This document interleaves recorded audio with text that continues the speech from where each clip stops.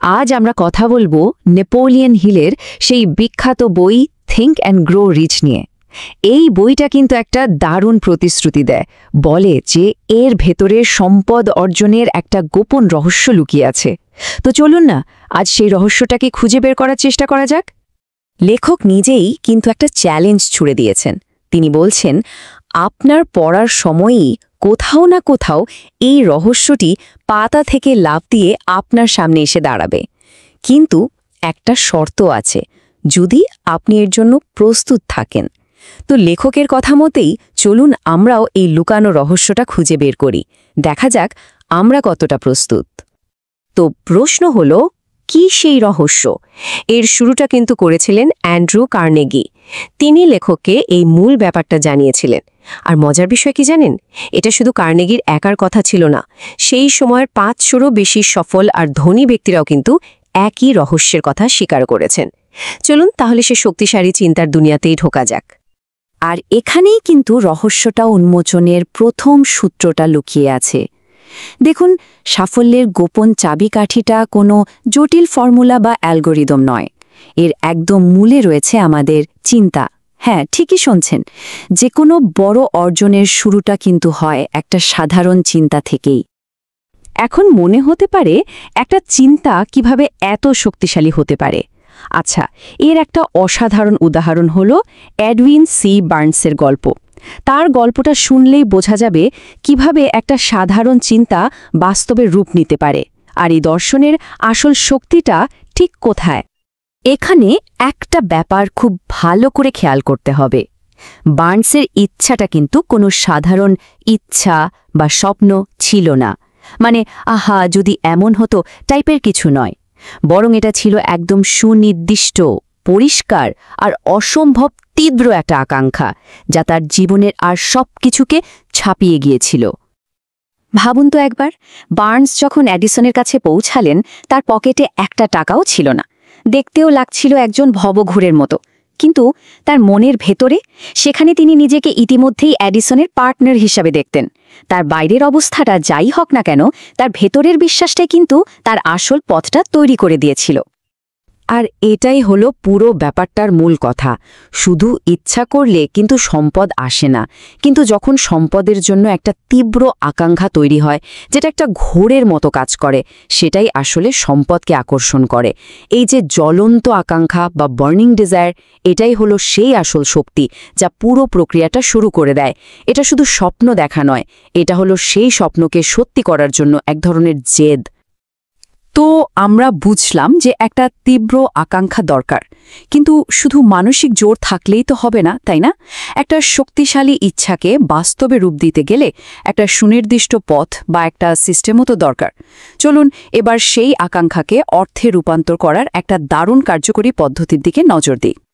প্রশ্নটা হলো, কিভাবে একটা জ্বলন্ত আকাঙ্ক্ষাকে তার আর্থিক সমতুল্য মানে টাকায় রূপান্তরিত করা যায়?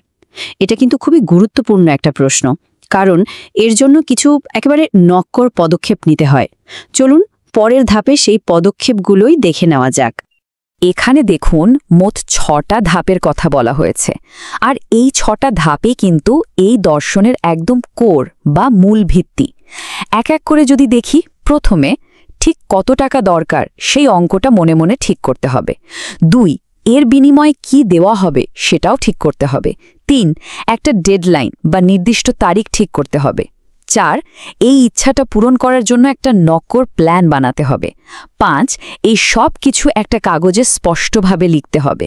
আর সব শেষে 6 নম্বর ধাপে ওই লেখাটা দিনে 2বার জোরে জোরে পড়তে হবে, মানে পুরো বিষয়টাকে নিজের অবচেতন মনে গেঁথে ফেলার একটা প্রক্রিয়া। এই 6টা ধাপ যখন কেউ নিয়মিত অনুসরণ করে, তখন তার মনের মধ্যে একটা বিশেষ অবস্থা তৈরি হয়। একেই বইটাতে বলা হয়েছে অর্থ সচেতনতা বা মানি কনসিয়াসনেস। এটা এমন একটা দৃঢ় বিশ্বাস যখন মনে হতে থাকে যে কাঙ্ক্ষিত সম্পদটা যেন এখনই তার হাতে আছে, ইতিমধ্যেই সেটা অর্জিত হয়ে গেছে। আচ্ছা, আকাঙ্ক্ষা তৈরি হলো, পরিকল্পনাও বানানো হলো, তার মানে কি পথটা একদম মসৃণ? মোটেই না।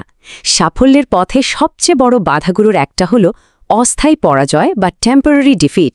আর জানেন তো, বেশিরভাগ মানুষ কিন্তু এখানেই এসে হাল ছেড়ে দেয়, কিন্তু যারা সফল হন তারা এই ব্যাপারটাকে একদম অন্যভাবে দেখেন। সেই 500 জন সফল ব্যক্তির কথাটা একবার ভাবুন। তারা কি বলেছিলেন? তারা বলেছিলেন যে তাদের জীবনের সবচেয়ে বড় সাফল্যটা এসেছিল ঠিক সেই মুহূর্তটার এক ধাপ পরেই, যখন পরাজয় তাদের প্রায় কাবু করে ফেলেছিল।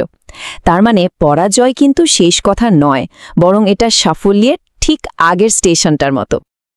এই যে হার না মানা মনোভাব বা অধ্যবসায়, এর শক্তিটা বোঝানোর জন্য হেনরি ফোর্ডের গল্পের চেয়ে ভালো উদাহরণ আর হয় না। তার সেই বিখ্যাত V8 ইঞ্জিন তৈরির গল্পটা শুনলেই বোঝা যায় কিভাবে একটা অসম্ভব চ্যালেঞ্জকে মোকাবেলা করা যায়। ব্যাপারটা ভাবুন, ফোর্ড যখন তার ইঞ্জিনিয়ারদের বললেন যে তিনি এমন একটা ইঞ্জিন চান যেখানে 8টা সিলিন্ডার একটা ব্লকে থাকবে, তারা সবাই এক কথায় কি বলেছিল জানেন? অসম্ভব। খোদ তার নিজের এক্সপার্ট টিমই কিন্তু তাকে বলেছিল যে এটা করা সম্ভব নয়। কিন্তু ফোর্ডের উত্তরটা কি ছিল? তিনি বলেছিলেন, আমি এটা চাই এবং আমি এটা পাবই। ব্যাস, ওই একটাই কথা।